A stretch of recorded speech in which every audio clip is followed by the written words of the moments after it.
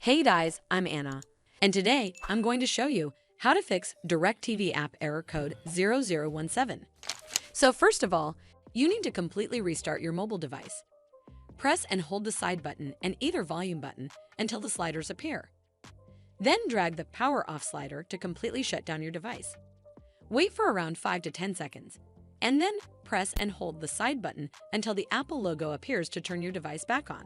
This should fix the DirecTV app error code 0017, but if it doesn't, then you need to make sure you're running the latest version of the app.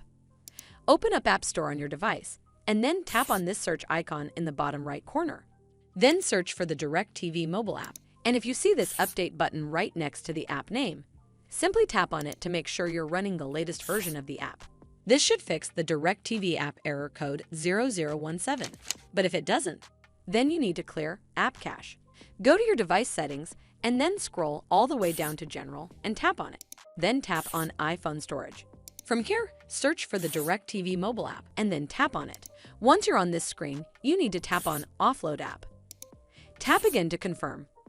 It'll take a bit for processing, and then a reinstall button will show up. Simply tap on it to reinstall the app.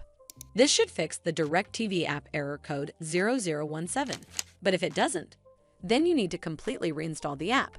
Follow the on-screen instructions to navigate all the way to the app page. Once you're on this screen, tap on Delete App to uninstall the app from your device. Once uninstalled, you need to open up App Store and then search for the DirecTV mobile app right over here in the search bar, and then click on this Get button to install it back on your device. Well, that's how you fix DirecTV app error code 0017.